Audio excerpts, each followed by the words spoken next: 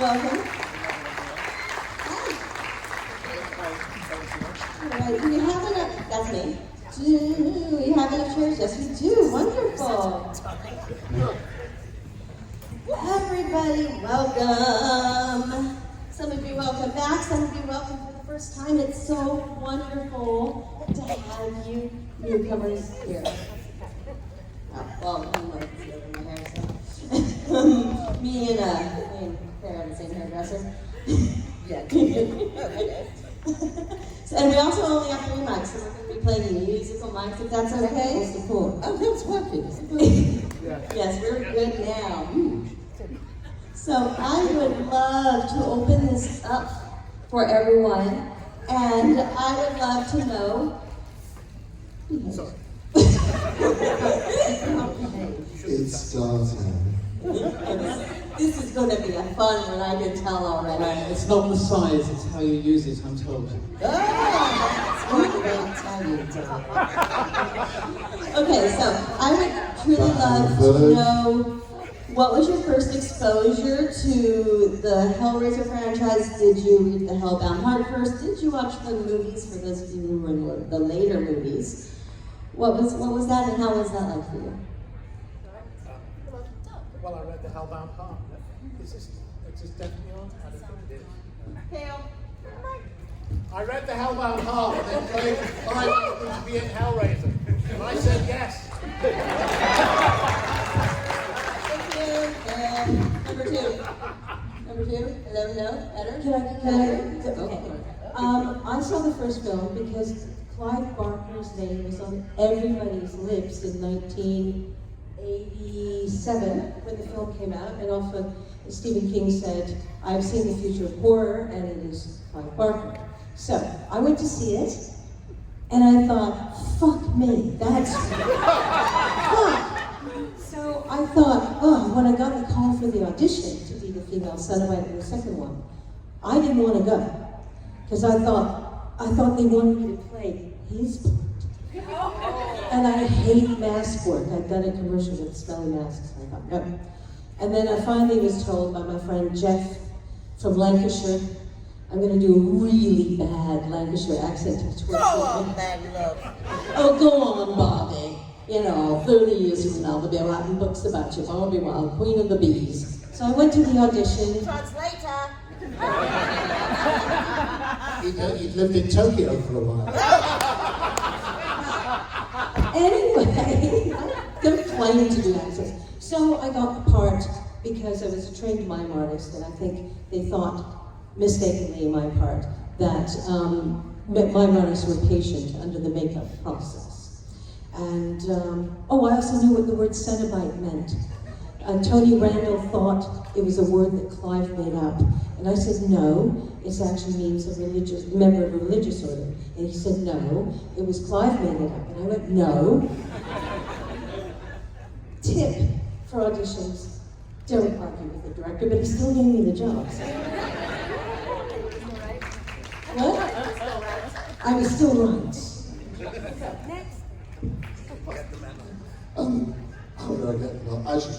How I got the part of Hellraiser, I was a friend of Clive's. I met him at a party, probably through Simon, I suspect. Because Simon and I were at drama school together. And Simon will tell you his half of the story, but I met Clive, I did some modelling for him. Has everyone heard of the Books of Blood? Yes. The paintings on the fronts of the Books of Blood, particularly Volume 4, is one of my favourite portraits of me. The one where my head's open and you can see my brains and syringes dropping into it. And are there any children in the room? Yes. Yes, probably. Okay, there are parts of the human anatomy associated with pleasure.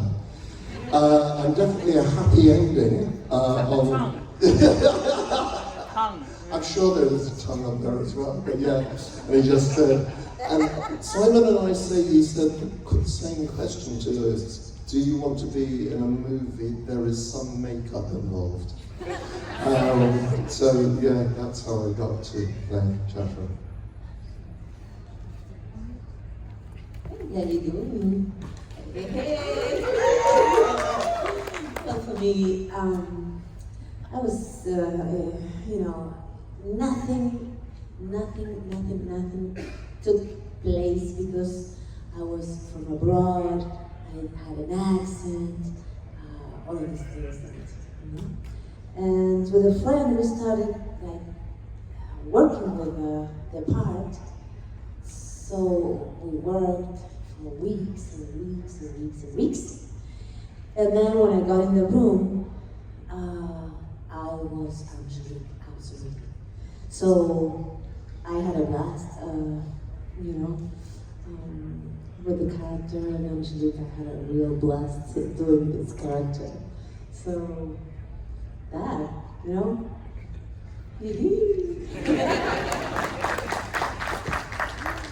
So I've known Clive for a while. Nick and I were at drama school together, and Clive and Doug lived around the corner. And Clive had just written the Books of Blood, and was having trouble with the titles of some of them, coming up with the right titles. So we went to a party together, and I was only 17, this is my justification, 17, 18, and I made some special brownies to take to this party. And Clive has a very sweet tooth. And we went to this party, and Clive was there, and I said, "Oh, look, I bought these special brownies for you, Clive." And he went, "Oh, lovely, fantastic." So I went round and was socialising with everybody, and went back to have one of my brownies, and they were all gone.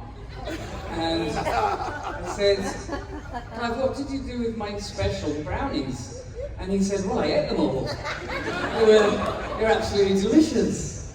And evidently, that night he went to bed and slept incredibly well, and woke up the next morning and had every title to the Books of Blood in his head. So he was credited with that.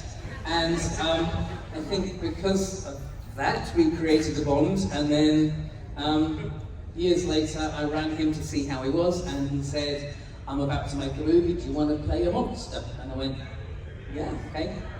That was it. Why not?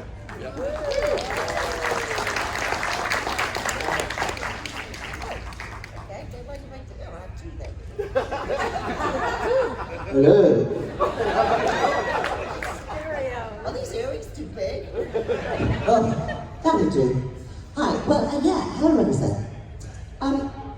Well, I was off with the film, and I turned it down. And I was offered it again, and I turned it down. And then Clive, one of my agents, said, "Let's meet." And I met him, and I said, "Yes, I'll do the film." Because Clive is such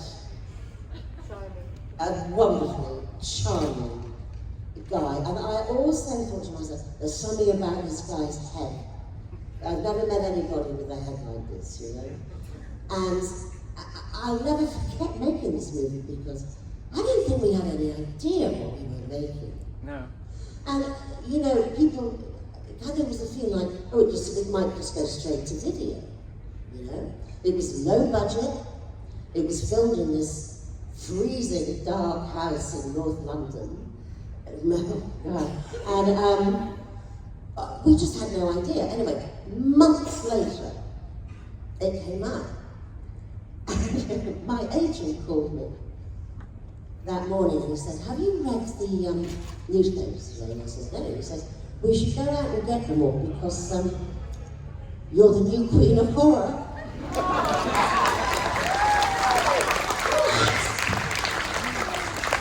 He said, "This movie has broken ground." And I do say broken wind. I said, "Sorry?" That too. And he said, "It's absolutely extraordinary reviews and all of this." But what I remember most about making it was how much we laughed. And I think when you're dealing with quite dark material, you tend to giggle all the time. And we did. And I remember a journalist came, I don't know if any of you were there, I think from the Evening Standard, rather a snotty journalist. And there was a part of the corpse lying on the floor, as there was what, covered in fake blood, the kind you just poured all over his eyes, gallon. And this journalist was saying, so what sort of film is this? You know, and Clive and I looked at each other, and Clive said, would you like some coffee and donuts? And she went, So in comes the coffee, in comes the donuts. And Clive looked at me and he went, so, and he was talking to her, and he leaned down and swiped the donut in the black and the white. So actually went. I said, would you like a donut? I said, well, the interview was over in 30 seconds. I've never seen anyone move so fast. That was, and I remember that so clearly. That was just fabulous. But I also remember the special effects guys, because everything was made, handmade. And these guys were so in love with what they were doing. There's no CGI, there's nothing that's not alive in that film. And I think you can feel that. It was all made with love and care and real, and they were thrilled they were being allowed to do all this stuff. And I think that really shows. It was made with a lot of care and a lot of love.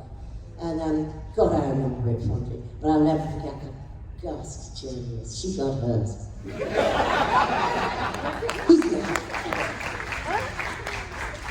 My name is Paula. I don't have an accent like many of these people do. I'm just a boring American. Christine's also a boring American, so we stick together. I auditioned. I lived in New York City. Hellraiser 3 was my first movie I'd ever done. I read for Tony Hickox, the director, and I think it was like on 42nd Street, somewhere in a tall building. I went home, my agents called and said they want you to play the role of Terry, and would I dye my hair? I'm like, yeah, sure. Because the other girl, Terry Farrell, who was a model and so pretty, we kind of had the same color hair, so they wanted us to look slightly different. I don't know Clive. I'm just an American. So I never had the opportunity to, eat bloody donuts with him. Sad. It's sad but true. Anyway, thanks for being here. This is my first con, right? Thanks. Hello. Thank you for being here, you guys. This is my first con too. My name is Christine. So, let's see. When I got Hellraiser,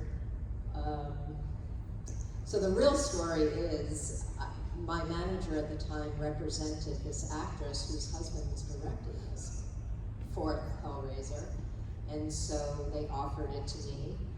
I'm a rom-com kind of girl, like those are the movies I watch. So I was like, Hellraiser, what am I going to do with Hellraiser? Okay, because I needed money, I was a young actress, and I went in and did it. Everybody was really nice. There was a lot of conflict on the fourth movie, but I did it, and then I just moved on. I didn't really look back. And now to have this come back around, it's been almost 30 years or something like that for me since I did it. 94. Yeah. And to be able to have this in my life is so sweet, you guys. I can't tell you how much it means to me, and I'm sure I can speak for everybody how much it means to us. It's really cool. So thanks for your continued support. I have awesome. I have not laid eyes on Christine since we were working on Bloodline. Wow, really? Yeah. And it's really cool for us to always get to see each other now forevermore. It would be cool. So.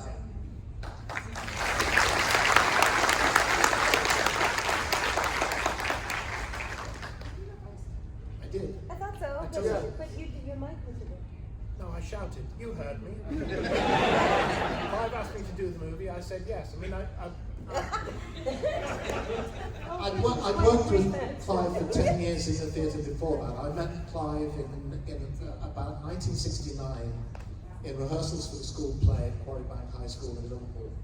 The day that changed my life, basically. Then after school and university, we worked in theatre in Liverpool and then in London. And that came to an end. and Clive was giving me these handwritten manuscripts saying to me, quote unquote, I'm trying to write a few short horror stories to see if I can make a bit of money. That worked. And then I had a conversation with him towards the end of 1985, which was as brief as, oh, by the way, I'm trying to put together a low-budget independent British horror movie. I think there's a part in there for you. Oh, great, cool. Have you seen The Price of Fish lately? That brief, and a year later, we were gathered around the duck pond at Critical Production Village with the cameras rolling on Hellraiser. Yeah.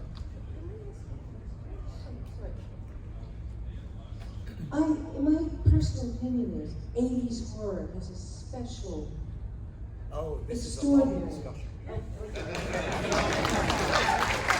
all started with Alien, which really, I don't know about you guys, but it really did change my perspective on things, and I like sci-fi horror. But it was almost like the culmination of that film, Hellraiser. It just changed. It was like this breakthrough. Also, how many horror films do you see that have the most extraordinary relationship between a man and a woman, like between Julia and Frank? It was S&M. It was amazing, and that's still, it just made it so amazing. Didn't they cut a scene where he spanks you? Do you remember that? Clive? Or No, the local producer. No, that was a private video.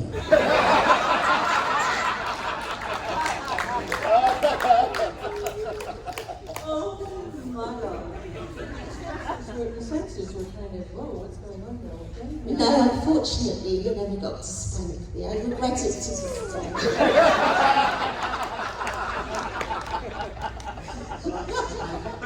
I do remember saying, Clive saying that actually the UK censors were quite kind to it, and there was one tiny cut they wanted, which was one of the businessmen that we were discussing earlier, the phonically challenged businessmen with English accents in this unnamed American city that you kept dishing out of bars and bringing home to beat their brains out to feed to your dead lover.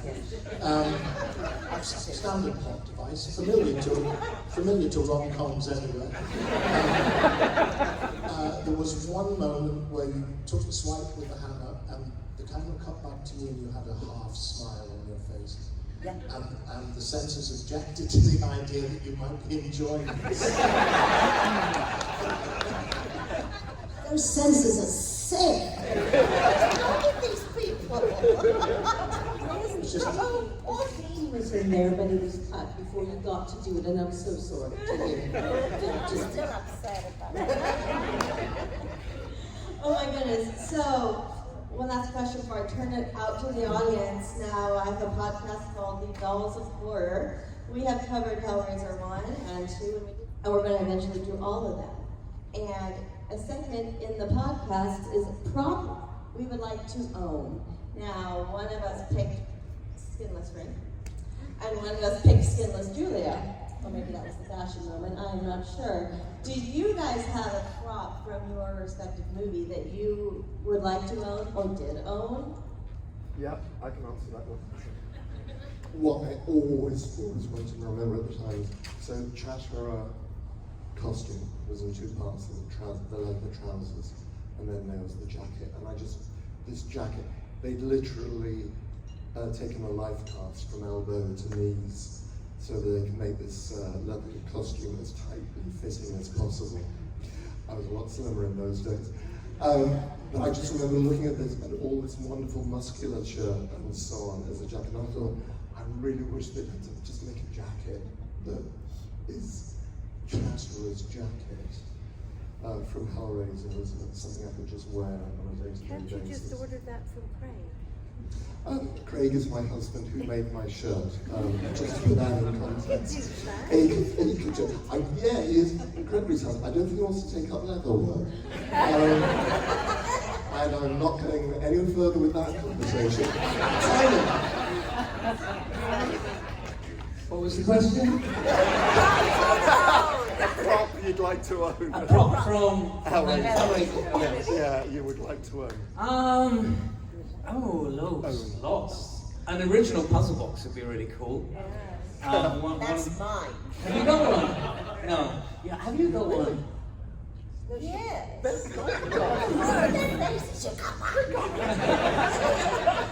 art man laughed at me when I asked him. I told him to do that. Oh my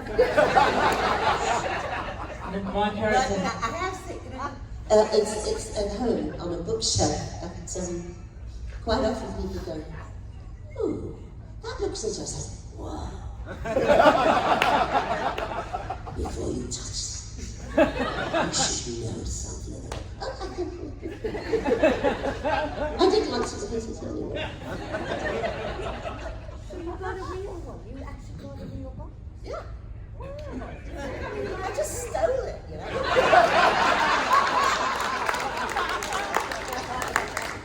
Do you know how much they are selling for a prop store? That's not for sale. But how much are they? Well, I've got one. I mean, but was yours one of the original working model Yes. ones? Wow. That is good. Let's see the rumble. You're all jealous now. Yeah. I got one. Have to get through my security, babe. Where do you live again? I signed one on Hellraiser 3 when we were doing the reshoots. Only because I could see, I was having my makeup taken off, and I could see fucking Tony giving the things away to his girlfriends. He dropped 5 of the day, you know. Hillcock. What's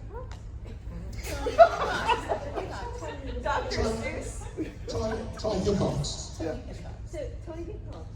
I actually knew him a bit in the 80s. So Right. he was giving the boxes away. Basically, so I said to We won't have a scandal. I said to Chris Martin, the first AD, excuse me? He said, yeah. I said, Tony, boxes?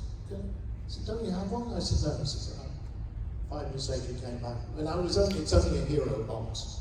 So it's a block of wood with metal faces on it and lacquered over it. But, you know, matters to me. I'd have Pinhead's original costume. And I have my nameplate from Pinewood Studios with my name on it. Oh, yeah. Handwritten in beautiful lettering, which I took with me when we went. Should pause to say, by the way, the late Tony Hillcock, who died only a couple of months ago. Yeah, really, really sad loss to the horror family. Son of Douglas Hillcock, of course, who directed Theatre of Blood, among many other things. Oh, wow. Yes. One of my favorite things. I do have a mattress at home. We've all got one, sir. You are not unique. Does it have Oliver chains? Does it have the Has cheese? it got Does it have chains the and blood? blood? So Does Claire in the So I did have a mattress that looked like the mattress with all the blood on it, and that came from I was about to do some extra work on a film called Quadrophenia, and and Oh no. Yeah, it's that Oh no. Is it that story? It's that story. Okay. Cover the ears of children. Yeah, okay. And yes, so I was staying, my agent said you can come up with your partner and stay in my flat before going to film your scenes on Quadrophenia. And oh, fine, cool. And again, I was very young, I think I was only 16, 17 then. And as a 16, 17-year-old, we were doing the business like you do, because you can't really stop yourself. And it was very, very satisfying, far more than normal. You know what I mean. And in the morning, I felt a bit sticky, shall we say. And when I looked down, I had split my urethra and knew nothing about it.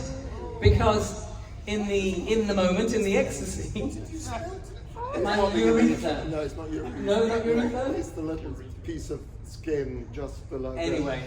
Oh my God! I had been spurting blood onto this mattress for several hours during the night, it seems. And so I did have a mattress that looked a little bit like your mattress.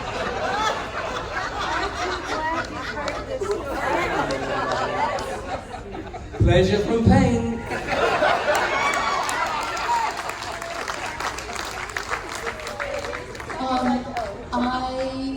I don't have a Hellraiser box, but I did, for whatever reason, take my wardrobe.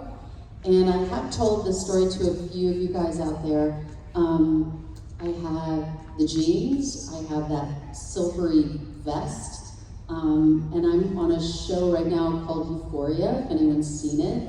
And they decided, Sam Levinson, the director, I think the reason I got the part in Euphoria was because of Hellraiser 3, and I don't know exactly why, but they were doing a young Marsha, I'll make a story short, and I knew Sam liked Hellraiser 3, and so I went to the wardrobe department and I said, I know they're casting a young me, and I know Sam likes Hellraiser.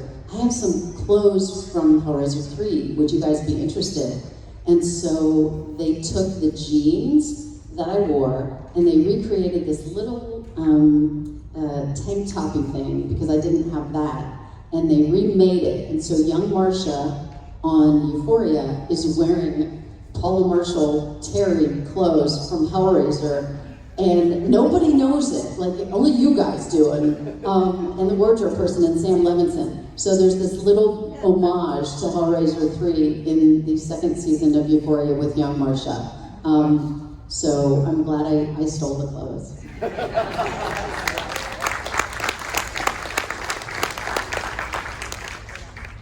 don't have anything from Hellraiser, but yeah, I would love, looking back now, looking at all the photos, to have the jacket from that. Like your boyfriend can make me one. All I have are my sweet, sweet memories. Oh, what do I want? Well, I said, I asked for one of the boxes and they laughed at me. So I just didn't make that up. But that, to me, it's so, thank you, iconic.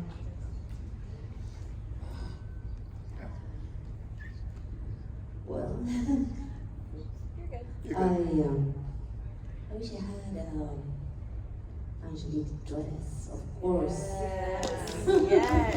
Yeah, it was a really great design. I thought it was like an amazing wardrobe, and I had a blast.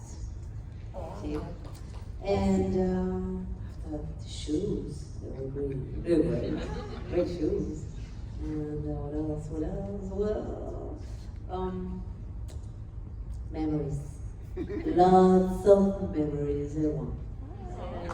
I've got my earrings, the big star shape. Yeah, I just stole them, you know.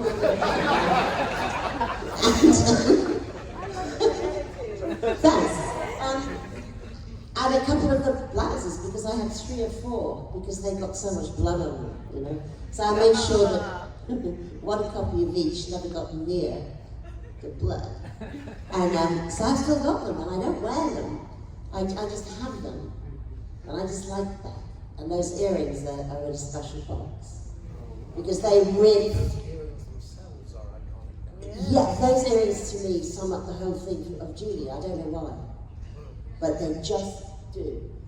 And I just love looking at them, and that brings back so many memories. But you know, when I think about it, there are so many memories. And I just replay them in my head sometimes, and I just think, my God, it was only a 6-week shoot, I think. Hellraiser. But it seemed, I don't know, looking back, it seemed longer. I don't know how we shot that thing in 6 weeks. But we did. I wish I'd taken Well, stolen, let's be honest, more. But I got what I could smuggle in my handbag, so that's fine. The hammer? You know, we also talked about this on the show because we pick a fashion moment, and one of us picked your earrings. It was a sign of time, but it was also your character changed through your wardrobe. Yes. And your facial expressions and your hair. And with each, you came in kind of soft, like physically soft in your clothes and such. And with each kill, your hair got stiffer, your wardrobe got stiffer and tighter, and you know, this pointy ass earrings. It was part of Julia's hardness, and it was great. Yeah. The design was spot on. That is a perk of being actors, is we do get to take our stuff a lot of times. If we're Or really you nice. steal it. Or just steal it. There's that too. All right, audience members, questions? Yes. Mm-hmm. So, you're really the only hero up here out of anyone. So, but everybody has, especially when you see the end of Hellraiser 2, everybody has a kind of a victim story. Except for you, Julia, and Angelique. So, who do we feel is the victim and the most evil out of all What do all you of your mean a characters? victim? Sorry, what do you mean a victim Well, I story? mean, you might have been pulled in by your desires. That's being a victim? You would agree. As to, like, Julia was driven by her desires, but when you look at it, all of you, we didn't get the full backstory of maybe what Julia was and became. Well, we did get that. We didn't get the rest of you all. We saw a glimpse of your innocence at the end of Hellraiser 2. All of you when you returned back. Yeah. And we were kind of all taken aback, like, wow, these were all just people that chose this direction. So we got to see your evolution as really, to me, kind of the most evil character of the entire series. Thanks. Which is Yeah. your character was an embodied demon, fully. So we didn't really get to see any choices there. Demon, we get to see your evolution. Hero, but the rest of everybody made either a weird, poor decision out of innocence.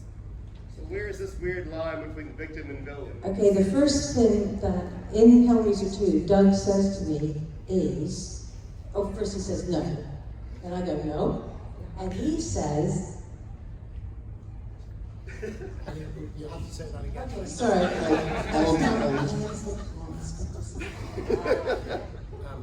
Yes. I say, when Tiffany opens the box, I'm not sure what relevance this is to this, but Tiffany opens the box and the Cenobites come pouring in, and Pinhead says no. And Challard and Julia are watching everything through the broken two-way mirror thing at the side. And Pinhead says, no, it is not hands that call us. It is desire. So it's not the simple mechanical process of managing to open the lament configuration. You have to do it with the right, wrong motivation for the Cenobites to happen to you. You also say something great to Paul's character as Terry in part 3. You say there is no good and there is no evil. So you all present a very gray area in this moral conflict we all Yes. Well, Pinhead was mind-fucking with everybody while he was in the middle of that. If you have a quality, let it define you, all of that. But I mean, you did see the process with Elliot Spencer's journey into Pinhead. You see Pinhead reverting back to childhood, back to human form.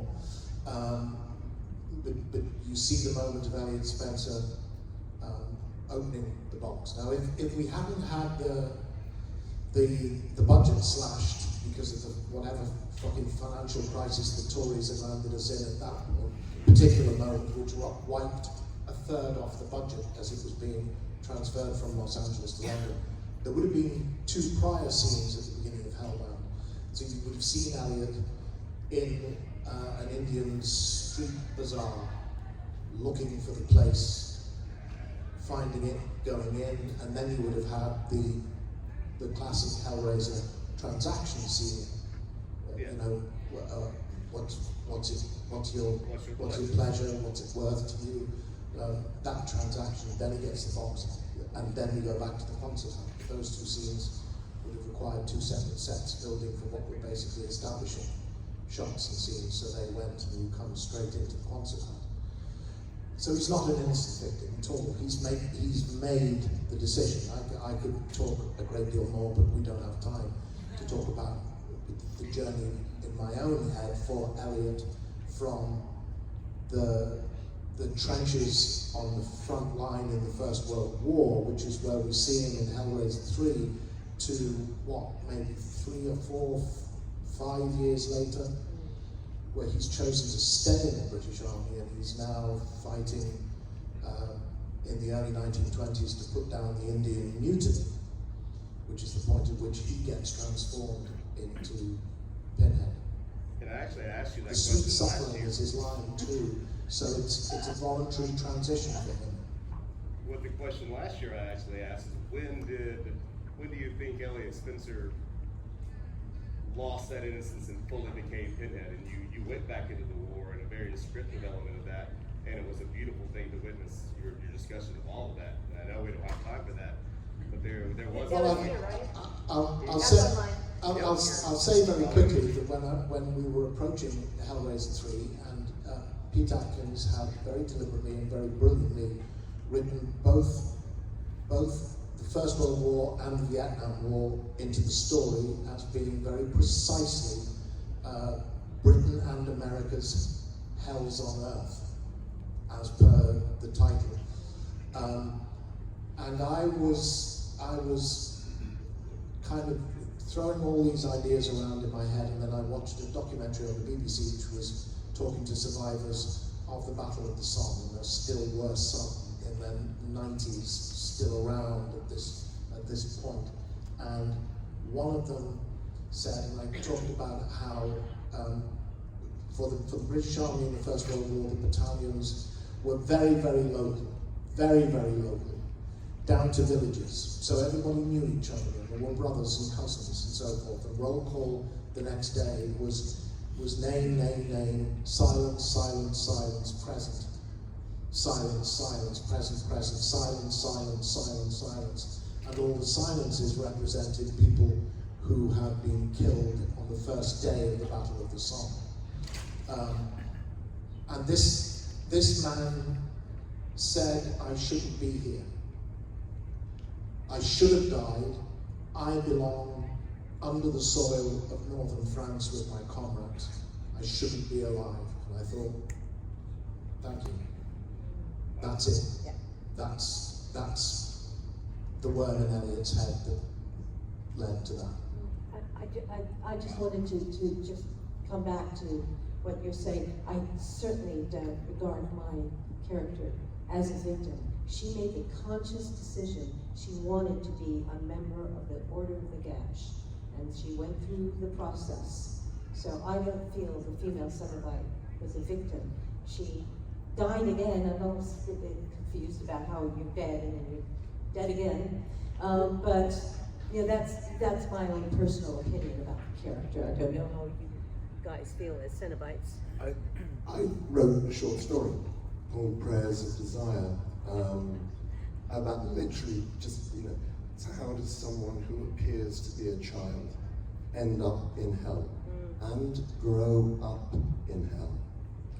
I think that's what I find absolutely fascinating, is like this idea that there is a young person who, the Chashra is obviously an adult, and as because I was writing it, I was basing it on the first 2 films. This whole idea of this is it's called Prayers of Desire, and the original subtitle to the first film, in fact we have more little badges, is that there are no limits. So I think it's, yeah, I think it's going to say the same things. I'm conscious there are other people who have questions that they wanted to ask as We well. need a lot of time on you. And we only have time for one more. I know, I'm going into the back, because I never go to the back. Yeah. My question, I guess, is for everybody. Hellraiser is known for having some amazing creature designs. Apart from the creatures that you played, what's some of your favorite designs from the franchise? By the way, my favorite is Chatterer, by the way. Oh, thank you.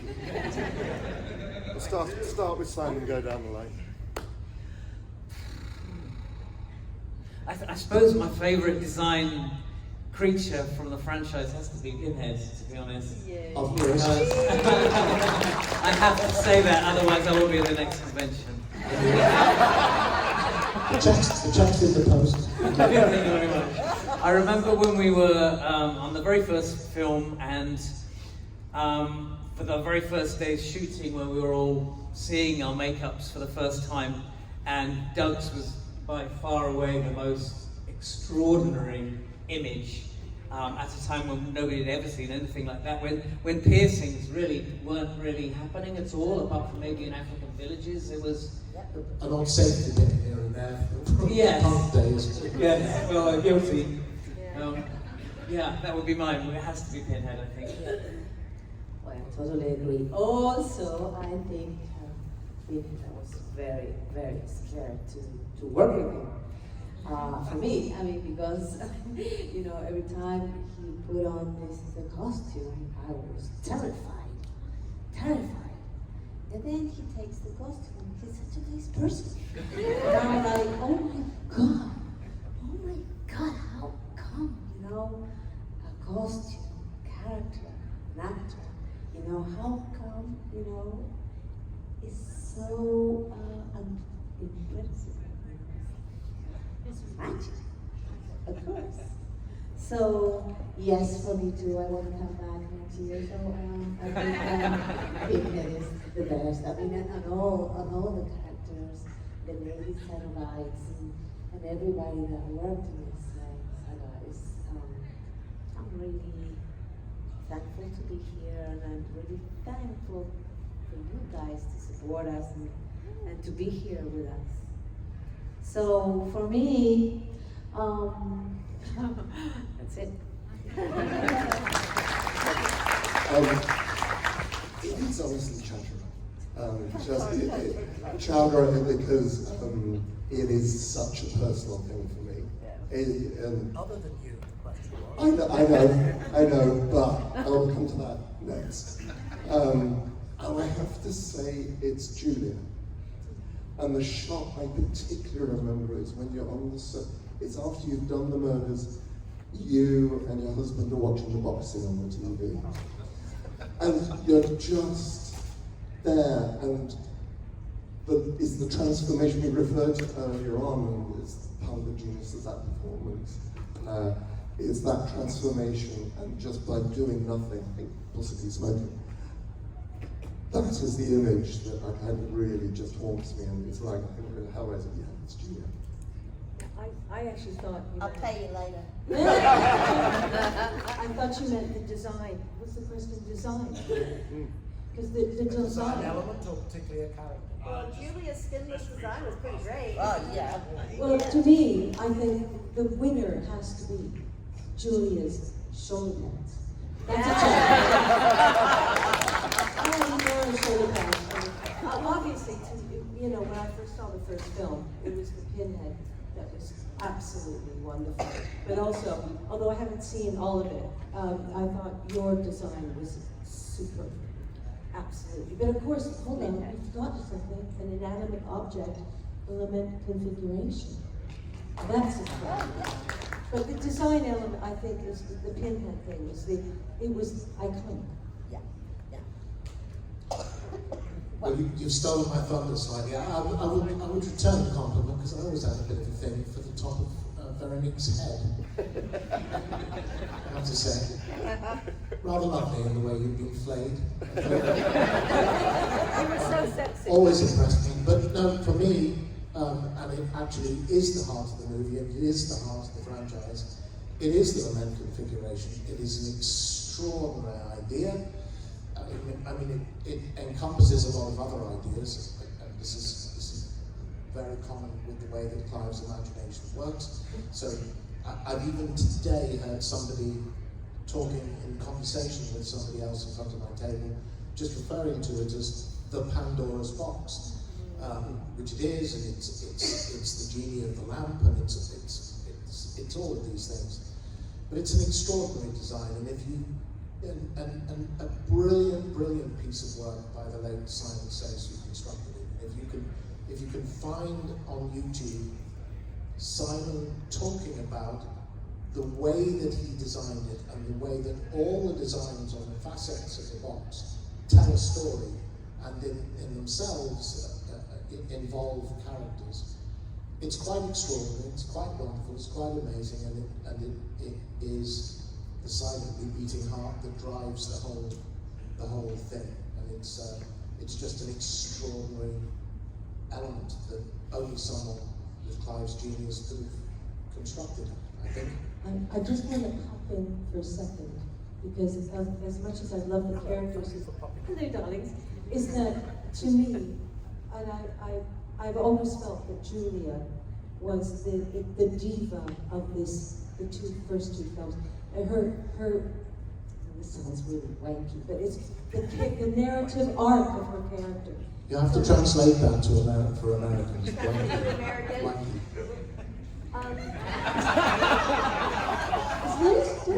Masturbatory. From mousy housewife to a woman who's willing to hit men on the back of the head so her lover can get his skin back. You have to admire her dedication. Yeah, but that's all about Julia's box, right? Right. I gotta say, well, for me, it is Pinhead. I'll never forget the first time I saw it. I was absolutely speechless.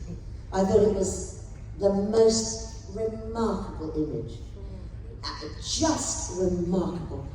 And it seemed to sum up something I can't even name, but something I sort of recognised. Oh, wow. I remember feeling frightened, emotional, and I thought how beautiful it was. You know, for me, the word iconic is overused nowadays, but that is iconic. I'm sorry, no one had ever done anything like it, and nobody will ever have that impact for me again. There you go, you see. And yeah, for me, it's got to be that. What was the line? Angels to some. Angel to some, demons to others. to So it others. was an angelitina, a demonic. Absolutely right. And I still remember the first time I saw you. Like I say, it was very emotional. Very emotional. It said something, like I said, I still can't put into words. But I'll never forget that moment. Do you know what it was that made you think that it was familiar somehow, that you recognized it? Well, it was almost like something I'd seen in a dream. These images work on the unconscious so much. It was troubling as well. But the beauty of it was troubling, you know? And I think it's interesting, Simon mentioned tribal art. I remember when I was going to Shepperton Studios for my live cast, and Jeff Portas, who deserves a lot of credit for having constructed and applied Pinhead's makeup in the first two movies, having worked on the design of them with Clive. He picked me up at the station to drive me to Shepperton, and he leant over and opened the glove box and he says, "There's a couple of sketches in here that you might want to look at, which is what we think you're going to look like." And one was Pinhead as we know him from the movies. The other one was a much looser, more tribal thing. So he had the ear bits and the long lobes, and the design was not precise, and there were bits of extra stuff here and there. And I remember looking at them, and I looked at the tribal version, and I thought, this looks great. I looked at the other one and I thought, but that's the one that Clive will go with. Because it's what is described in the Hellbound Heart, but because it is a neat, ordered, carefully arranged, rationally considered, geometrically precise piece of self-mutilation. and those contradictions and everything that you said, when I sat and looked at it in the mirror for the first time, what the hell am I looking at? And started trying to raise an eyebrow and smile and frown and say, I'll tear your soul apart. All the impressions I was coming back, there was a sense of beauty, a sense of melancholy from him. I felt very strongly. Very. That I couldn't really make sense Isolation. of at all. And what I've always said about it is that it's a received image of pain. Because it's easy in a way to look at the image and not be aware of the agony that is involved in having a lot of nails banged into your head. So it's, and the threat is almost, look what I did to myself. Now think what I could do to you. Go. Ladies, did you want to contribute to that answer? I was going to say, instead of answering Pinhead again, like, I want to give you guys one more chance to ask one more question instead of me rambling on about how great Pinhead is. Specifically for these two. Oh, it doesn't have to be. I'm just like, I want to give to you. I want you guys to ask another question. Anything? Yes, this is for Mr. Bradley. As somebody who has studied American serial killers and worked with a couple of murderers in jail, I try to put myself in their mindset to figure out what made these people, do whatever. How did you prepare yourself for this melancholy but yet dark role?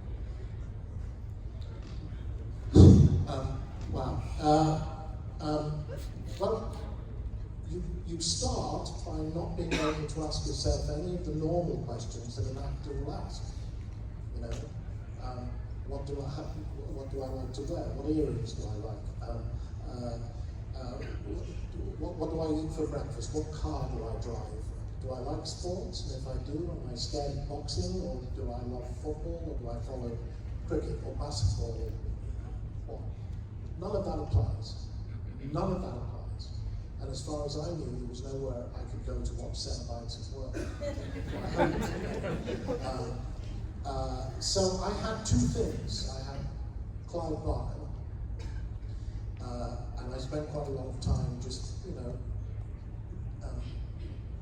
picking at him as we were approaching it. He gave me insights that aren't necessarily precisely helpful as an actor, but they're imaginative insights that you won't get anywhere else. He said to me, you should consider him a cross between a monk and a butcher. And you should consider him as a surgeon in a hospital. But this is a hospital that has no wards, it only has operating theatres, and you are also the head administrator. You are, as well as being the person who wields the knife, you are responsible for keeping everything running on time. You have that, you have the screenplay, you read the screenplay, you read the screenplay. There was a lot in the elements that were working around Pinhead that were familiar to me from theatre work with Clive. There was one particular character way back in the early 1970s, and I thought he was called the Dutchman. He was a kind of witchfinder character, and little light bulbs were going off in my head there. And I was aware that Clive, because I was being very familiar with Clive's writing over a very long time, his style is naturally highly poetic. And I was very conscious coming to the screenplay that he was writing down, I don't mean that in a pejorative sense, but that he was kind of writing in movies, in just everyday language for the characters.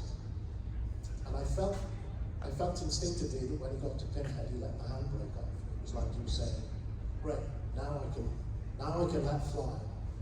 This Pinhead's language is so distinctly different from the language of most of the other characters in the movie. But then for me, it was that moment of sitting in front of the mirror. I had 20 minutes in the makeup room on my own, just staring at this thing in the mirror. And I, unapologetically, I found probably 95% of what I thought I was doing, or hoped I thought I was doing.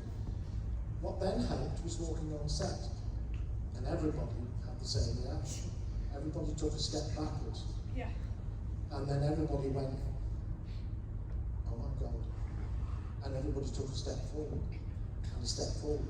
Oh my God. Yeah. Oh my God. Can I?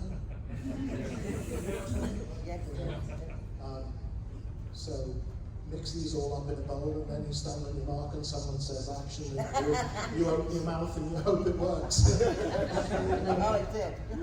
Okay, so you guys said earlier this was your first convention. I didn't know that. I want to welcome you, and I hope that we can get you back. Welcome to this world. Welcome. I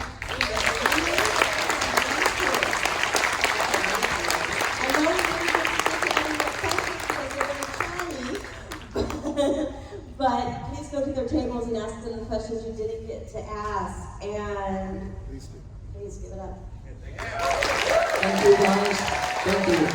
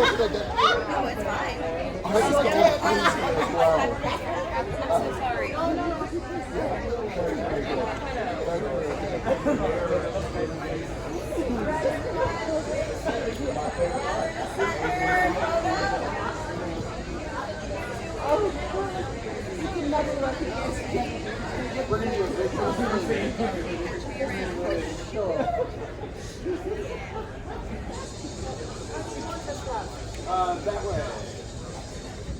A little further back Y'all were back up a little bit. Not with glasses. Okay, everyone, cuddle in.